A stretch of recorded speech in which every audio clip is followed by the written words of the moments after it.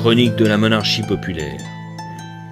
Nous ne sommes pas là afin d'idéaliser une époque qui comportait ces scandales, et notre ami Marion Sigaud, à travers ses dénonciations de l'hôpital général et des jansénistes, a sorti des archives les vérités lumineuses éteignant celles des Lumières.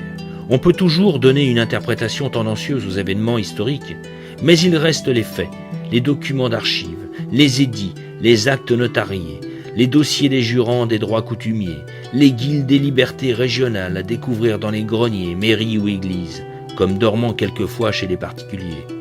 Ces faits représentent l'honneur de la mémoire du passé comme du respect de nos anciens, qui, de là-haut, n'apprécient pas que l'on dénature leur histoire. Nous allons tenter d'apporter quelques lumières sur la vie de nos ancêtres, qui, et vous le comprendrez aisément en écoutant, n'est pas enseignée dans nos écoles. La République n'y survivrait pas. La révolution communale, l'humanisme et le caractère populaire des rois de France. La conquête des libertés est le fruit des combats, mais cela ne saurait suffire. Pour le comprendre, relisons notre histoire. Au Moyen-Âge, nos ancêtres obtinrent, avec l'appui du roi, l'affranchissement de leurs communes. Ainsi, l'on vit l'élévation du peuple et l'abaissement des mauvais seigneurs. La féodalité fut une nécessité après la dissolution de l'empire de Charlemagne et l'arrivée des invasions. Elle permit la protection des faibles en échange de services. Elle eut ses heures de gloire, à la fois bienfaitrice et populaire. Mais vint le temps où l'unité du royaume assura une plus grande sûreté. Un sentiment d'oppression naquit lorsque les services donnés aux seigneurs continuaient alors qu'en retour, leur protection devenait inutile. C'est ainsi que naquit le mouvement des communes. Ces communes eurent des libertés très étendues et constituaient de véritables petits États.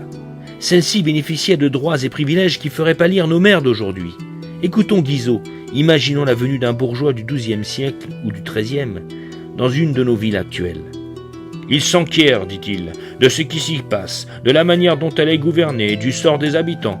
On lui dit qu'il y a hors des murs un pouvoir qui les taxe, comme il lui plaît, sans leur consentement, qui convoque leurs milices et l'envoie à la guerre, aussi sans leur aveu. On lui parle des magistrats, du maire, et il apprend avec étonnement qu'ils ne sont pas nommés par les bourgeois de la ville. Il apprend que les affaires de la commune ne se défendent pas dans la commune, qu'un fonctionnaire les administre de loin. On lui dit que les habitants n'ont pas le droit de s'assembler, de délibérer en commun sur tout ce qui les touche. Le bourgeois du XIIe siècle, habitué à toutes ces franchises, reste confondu. Mais la scène change. Un Français du XIXe siècle pénètre dans une ville du Moyen-Âge. Il se trouve dans une espèce de place forte, défendue par les bourgeois armés. Ces bourgeois se taxent eux-mêmes, élisent leurs magistrats, jugent, punissent, s'assemblent pour délibérer sur leurs affaires. Tous viennent à ces assemblées. Ils font la guerre pour leur compte, contre leur seigneur. Ils ont une milice. En un mot, ils se gouvernent eux-mêmes. Ils sont souverains. Le Français du XIXe siècle n'en peut croire ses yeux.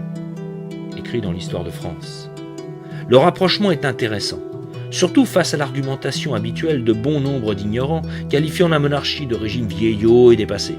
On comprend mieux maintenant l'intérêt du système à mentir sur notre histoire, semblant être écrite par nos ennemis, disait l'historien Pirenne. Réfléchissons un peu. Si chaque ville possédait ses droits et privilèges, droits privés, cela veut dire qu'un citoyen d'une ville, habitant le bourg ou bourgeois, avait des avantages différents d'un autre citoyen d'une autre ville et ainsi de suite. On vivait dans un enchevêtrement de droits, donc de libertés. Les nobles n'étaient pas les seuls à posséder des privilèges, souvent lourdement annexés de devoirs, mais tout le monde en était doté. Je parlerai plus tard des droits professionnels qui garantissaient aussi des avantages de métier. L'école ne nous a pas appris cela, et pour cause. Écoutons un autre historien parlant des communes, Augustin Thierry. Au dehors, c'était des forteresses, au dedans, c'était des fraternités. C'était, comme le disait le langage du temps, des lieux d'amitié, d'indépendance et de paix. Libertas, Amitia et Pax.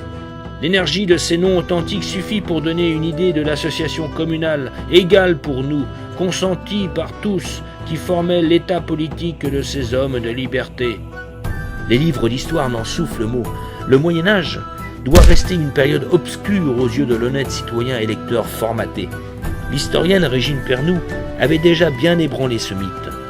Avez-vous des textes se serait exclamé Fustel de Coulanges, le grand historien, face aux propagandistes et falsificateurs jacobins, nous parlant d'esclavage, de soumission, d'abaissement au rang de bêtes de nos ancêtres.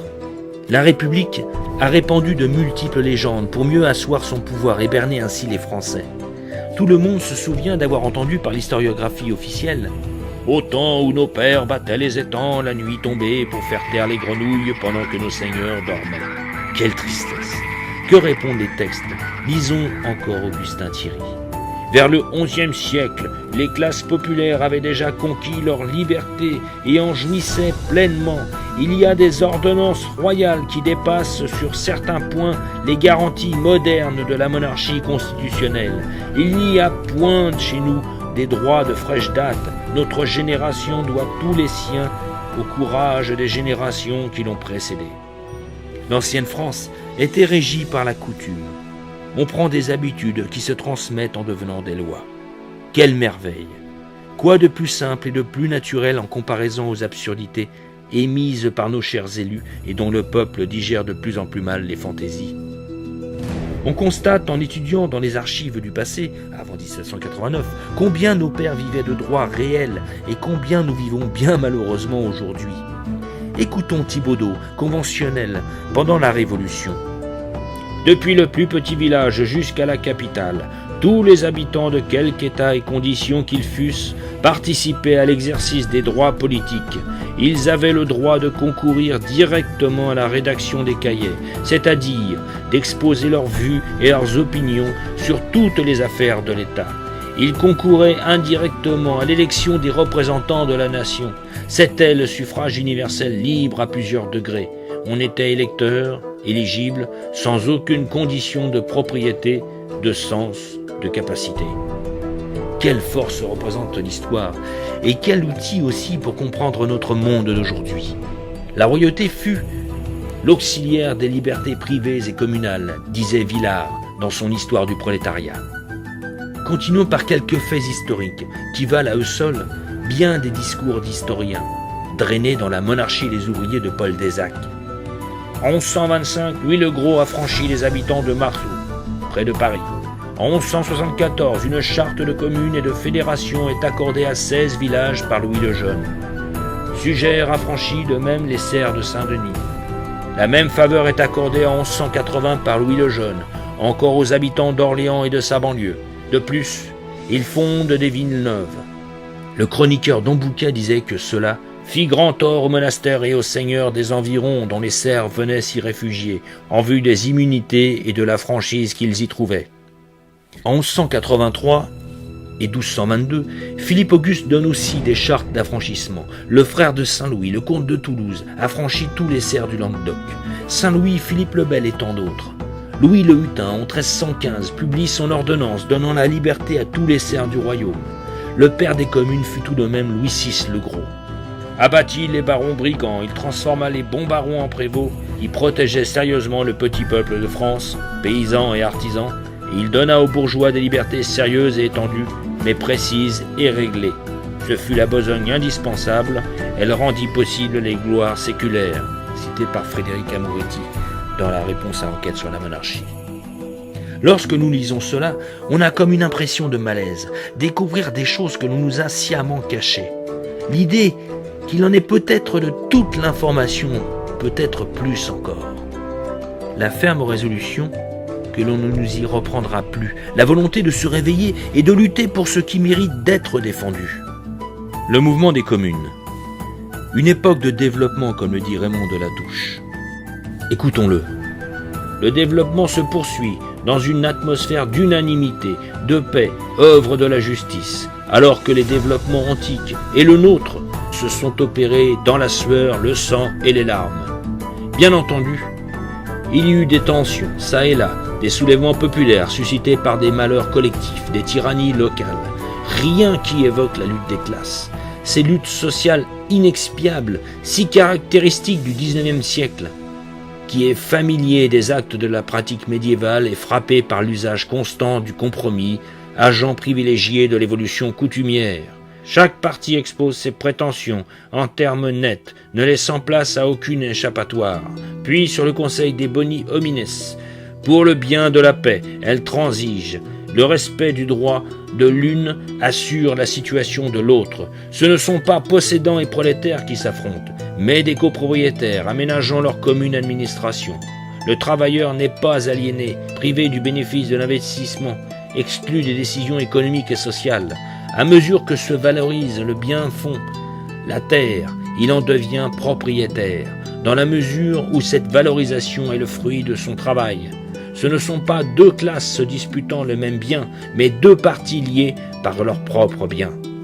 Au Moyen-Âge, la publicité était interdite parce que le plus important était la notion de juste prix. Nos sociétés modernes ont fait un autre choix, celui de payer la publicité en plus du produit.